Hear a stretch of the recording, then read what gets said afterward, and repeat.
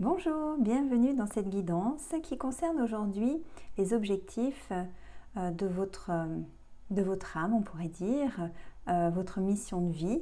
Même si le mot est un peu pompeux, je trouve, on va dire que ce tirage il va vous permettre d'avoir un éclairage sur quelles sont éventuellement, pour les personnes concernées, les motivations de votre âme dans cette incarnation. Qu'est-ce qu'elle a envie de réaliser, par exemple. Voilà. Donc, je vais utiliser l'oracle avec les cartes vertes, l'oracle Mission de vie d'Isabelle Serre, et puis l'oracle de Béline pour compléter un petit peu. Je vais être inspirée surtout par l'énergie de la carte. Je ne vais pas lire le petit livret. Je fais vraiment voilà, à l'intuition. Et je demande que le message soit adapté aux personnes qui vont pouvoir écouter et apprécier cette guidance. Voilà, donc ça ne parle pas à tout le monde, c'est normal, hein, il n'y a que 3 possibilités, donc c'est restreint. Mais comme le hasard n'existe pas, eh bien, si vous avez envie de regarder cette guidance, c'est peut-être qu'il y a un petit quelque chose pour vous, un petit message. Alors comme d'habitude, pour vous aider à choisir, j'ai placé 3 pierres différentes que je vais pouvoir vous rapprocher éventuellement pour que vous puissiez voir. Voilà, elles ont des symboles. Celle-ci est orange, celle-ci verte et celle-ci est bleue. Voilà. Donc, avant de choisir, comme d'habitude, on ferme les yeux, on respire, on fait le vide, on se coupe de toute attente. On essaie juste de se sentir bien et disponible pour écouter son cœur et puis les pieds bien plantés au sol, on sent sa connexion à la terre, on sait qu'on a les pieds sur terre. Et puis on a envie d'être relié à notre âme et au message qu'elle a pour nous. Alors vous pouvez mettre une main sur votre poitrine pour vous connecter à votre âme par l'intermédiaire de votre cœur. Et vous pouvez demander et être guidé le mieux possible vers le tas de cartes qui est le plus approprié ou à l'intérieur duquel il y a un message pour vous, qui vous soit utile bien sûr.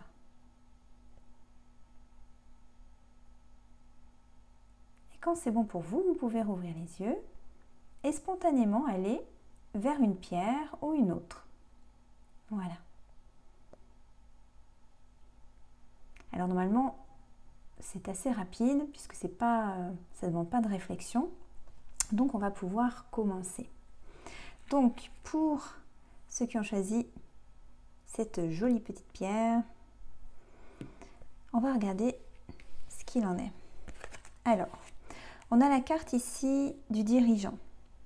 Ça c'est intéressant, alors je vais vous la montrer un petit peu.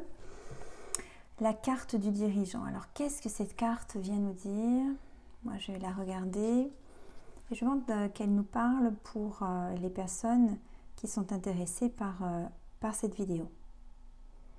Donc les énergies du dirigeant viennent indiquer qu'il y a une motivation de l'âme à aller de l'avant.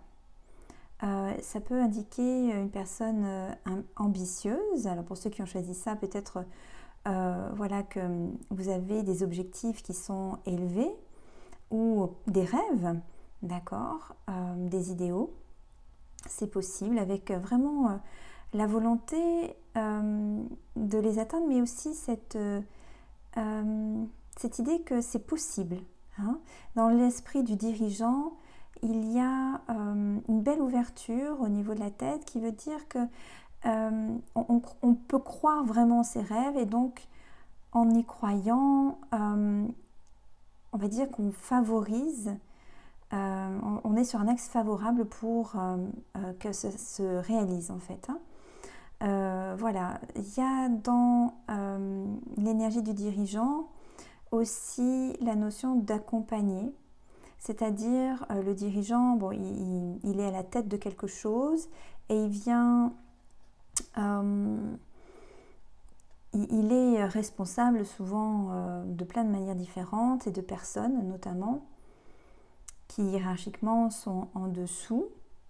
de lui. Et donc, ce que j'entends ici, c'est que il faudra de la persévérance. Ça, c'est une autre information qui me vient. Voilà, pour ceux qui écoutent et qui ont pris ce tas de cartes, si vous êtes ambitieux, si vous êtes rêveur, si vous avez des grands objectifs, on vous dit persévérance. Donc je reviens sur ce que je disais, le fait que le dirigeant ait des responsabilités et qu'il chapeaute des gens, il est aussi un accompagnant. Voilà, peut-être que c'est un peu le message de se dire, bah oui, en étant quelqu'un d'important, peu importe le niveau, hein, eh bien, on réalise bien sûr un objectif, mais on permet aussi de tirer les autres vers le haut. Hein, c'est un peu ça l'idée pour ceux qui écoutent là. Voilà, ok. Ça demande d'avoir aussi un petit peu les idées claires et la tête froide pour pouvoir atteindre cet objectif du dirigeant. Ça parle de ne pas se laisser perturber par des émotions par exemple ou par des pensées, enfin des influences, hein, qui soient les vôtres au travers de pensées ou bien celles des autres.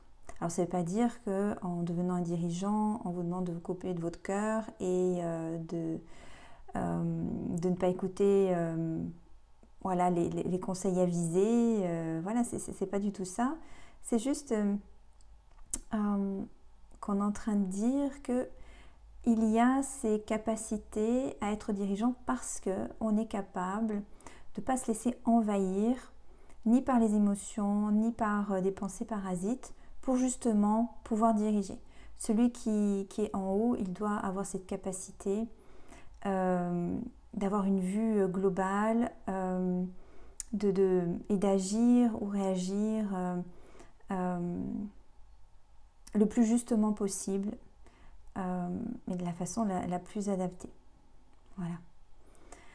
Ok, donc, groupe numéro 1, il y a des âmes de dirigeants. Alors, on a pour accompagner et préciser le message, avec la carte Béline, découverte, qui est une carte lunaire où on voit une chouette, une lunette astronomique. Voilà. Et donc, ça parle de découverte. Il y a une étoile là-haut. Donc, peut-être que pour les personnes qui ont choisi ce premier tas de cartes, vous êtes peut-être un dirigeant qui s'ignorait, mais qui vous ignorait, pardon. Et la découverte peut aussi parler de recherche, d'études, d'aller au-delà de sa zone connue, hein, au-delà de sa zone de confort, certes, mais surtout au-delà du connu. Voilà, ça parle d'aller explorer et de voir grand, de voir loin. Hein, donc ça vient appuyer ce qu'on disait jusqu'ici. La chouette, c'est un animal de nuit qui parle aussi de l'intuition et de protection également. Donc cette intuition, en plus c'est une carte lunaire, elle est partie prenante aussi de qui vous êtes et elle peut vous aider aussi sur votre chemin voilà, de dirigeant. Alors, je me demande s'il y a autre chose à rajouter.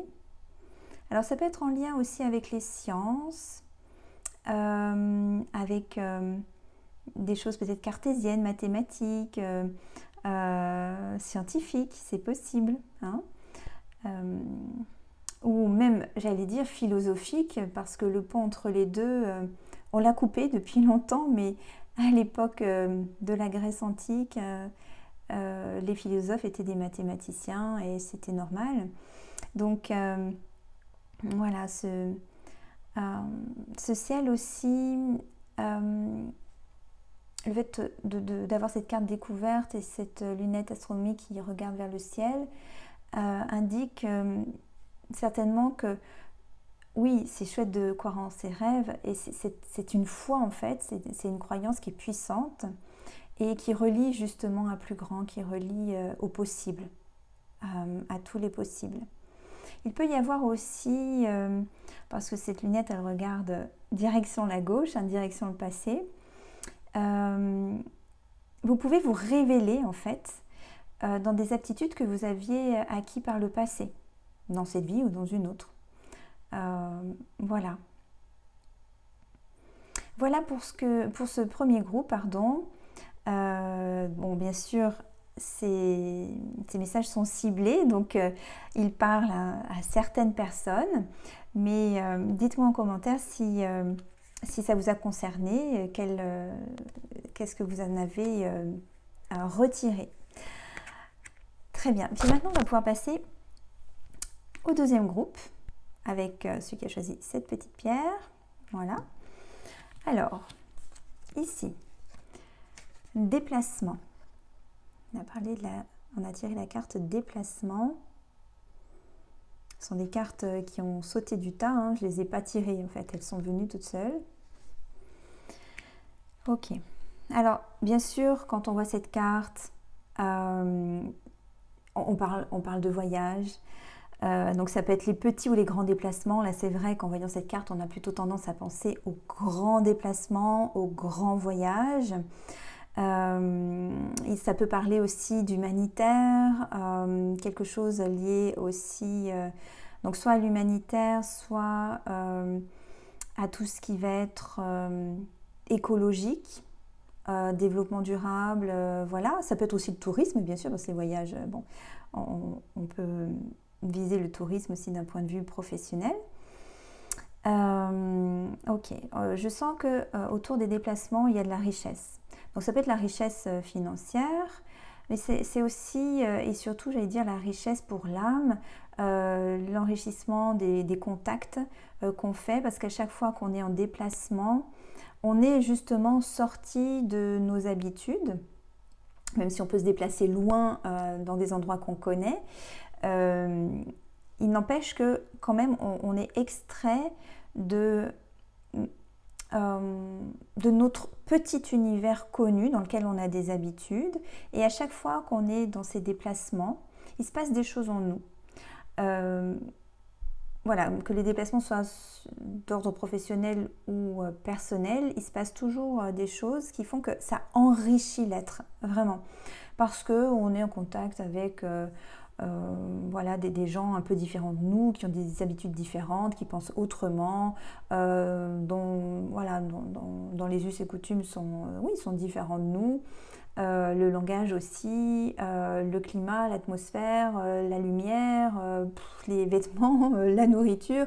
Voilà, tout nous fait rentrer dans ces déplacements dans quelque chose de différent. Alors évidemment, sur les petits déplacements, c'est moins marqué, mais quand même.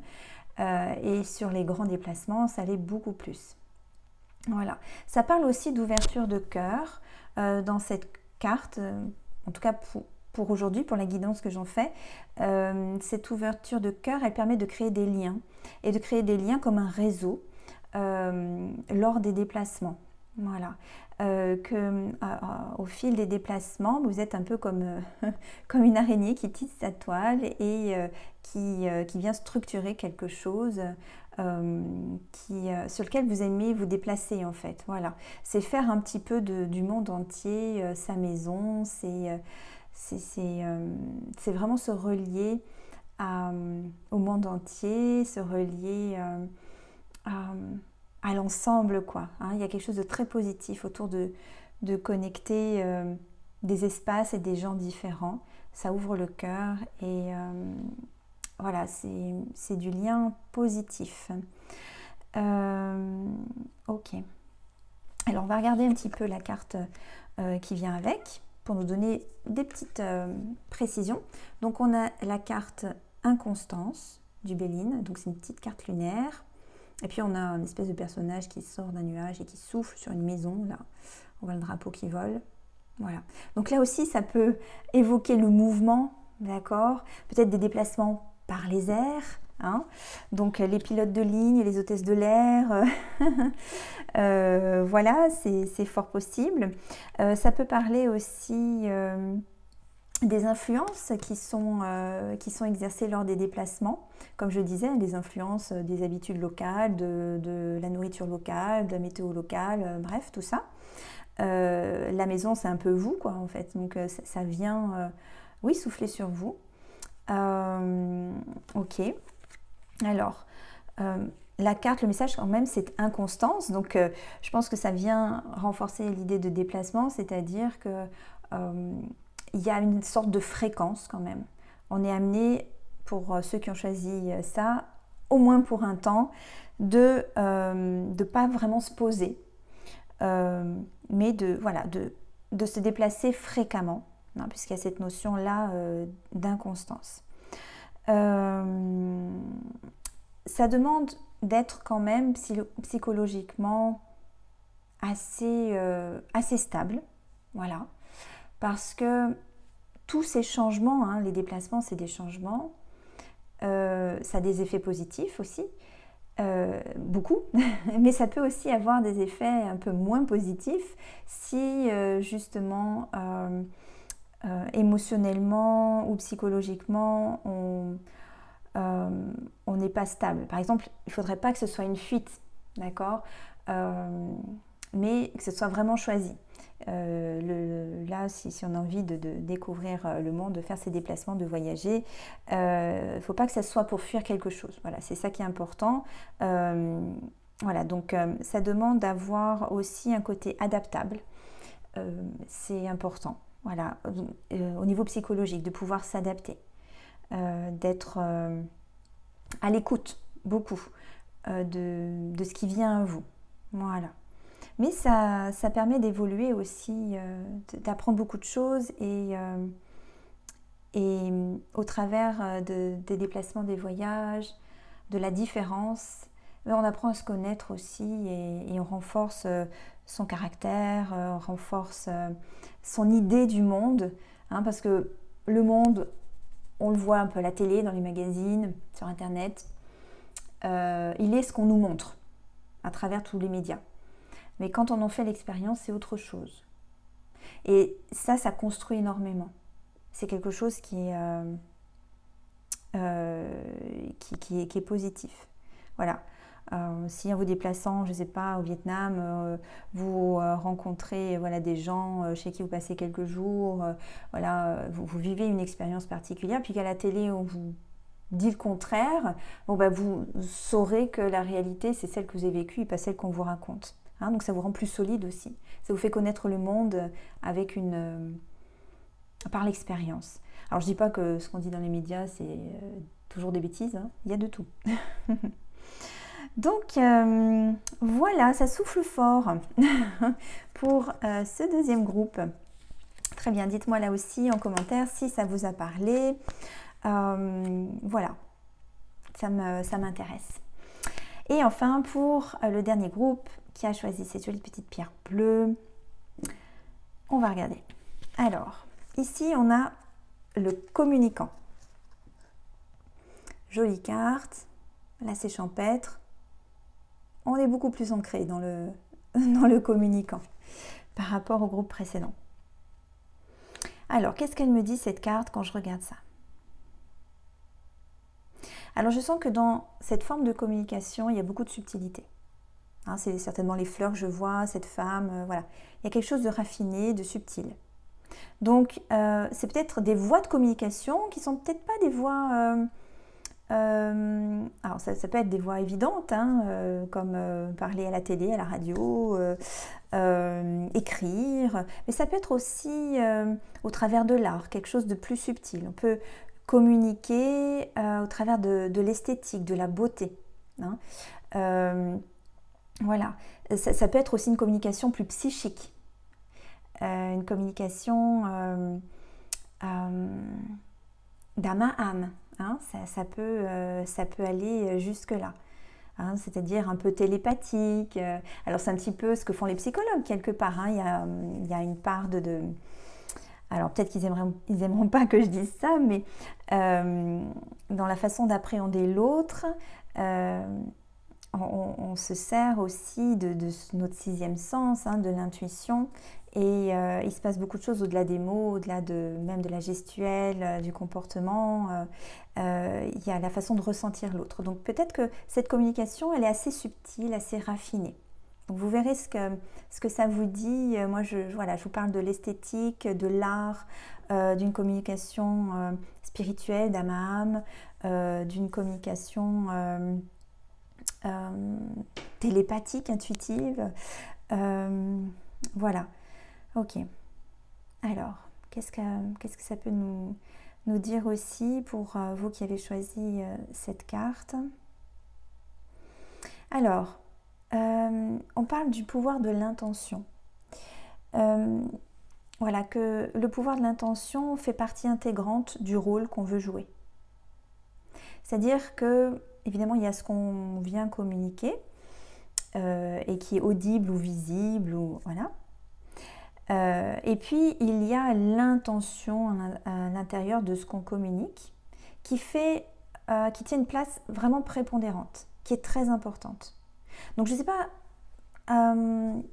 à quel métier, par exemple, ça peut se référer. Je pense que ça peut se référer à tous les métiers. Dans tous les métiers, on peut faire les choses en y mettant de l'intention. Je ne sais pas, quand on cuisine, par exemple, on peut faire les choses assez mécaniquement et même très bien, hein, parce qu'on a l'habitude de les faire. Mais si on y met une intention particulière, parce que ce qu'on cuisine, eh bien, c'est pour une occasion, quelque chose d'important, pour célébrer un mariage, par exemple, on va pouvoir y mettre quelque chose en plus qui vient de soi et c'est ça l'intention, voilà.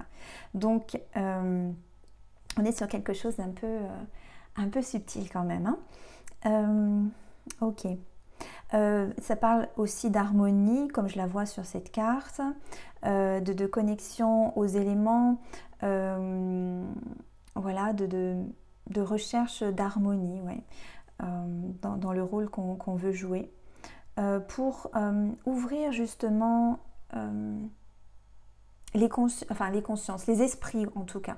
Alors peut-être les consciences, mais quand je dis les esprits, c'est ouvrir l'esprit humain. C'est-à-dire quand on dit qu'on est ouvert d'esprit, vous voyez ce que ça veut dire. C'est-à-dire qu'on n'est pas obtus, on n'est pas fermé et figé sur des pensées bien vissées dans notre tête, dont on ne veut pas déroger. Non. Voilà, là c'est comme si là on disait que un des objectifs de l'âme, c'est de permettre de créer un espace certainement sécurisant, peut-être cocooning, où on est à l'écoute de l'autre, on le comprend, on le ressent et on peut lui permettre de s'ouvrir en fait. On est un peu comme finalement un modèle, sans vouloir l'être d'ailleurs, mais on crée quelque chose d'harmonieux qui permet à l'autre d'être cool, d'être détendu et de mieux se livrer, de s'ouvrir en fait, hein, dans l'esprit surtout. Et quand quelqu'un est détendu et bien, c'est quelqu'un qui se met à communiquer, voilà, qui partage. Donc voilà ce que je ressens pour ce groupe-là. Alors cette carte, elle va venir maintenant nous donner un petit détail pour nous préciser quelque chose. Alors on a la carte, pour le Béline, la carte du feu. C'est une carte martienne. Voilà, alors je trouve que celle-ci, évidemment c'est une femme avec des petites fleurs, du rose, donc elle me fait sentir beaucoup de féminin, en plus il y a la lune. Et cette-ci, avec la carte, avec le sigle de Mars, elle me fait sentir plutôt masculin. Alors, qu'est-ce que ça veut nous dire? Donc l'énergie du feu, c'est une énergie d'action, c'est une énergie puissante. Là on voit deux coqs qui se livrent un duel. Donc peut-être que ça peut parler que ce que cette personne dans son rôle fait permet de calmer le feu, d'apaiser les conflits. Voilà. Pour moi ces deux coqs, ils parlent un petit peu de la guerre des égos. Voilà, ils se font face et ils sont très fiers, hein, un coq c'est très fier et du coup en plus là dans un combat c'est un combat à mort, hein, souvent les combats de coq, hein, donc c'est un ego qui est hyper important, qui peut voilà, aller jusqu'à commettre des choses pas cool et irréversibles surtout. Donc on voit bien que ça s'oppose complètement. ces deux énergies qui semblent contradictoires.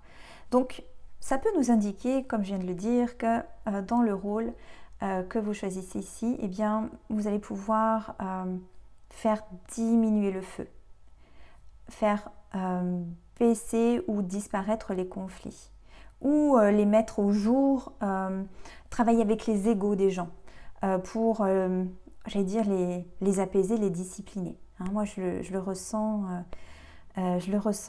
comme ça. Ok. Voilà, ça peut représenter aussi de façon plus générale les situations un peu compliquées.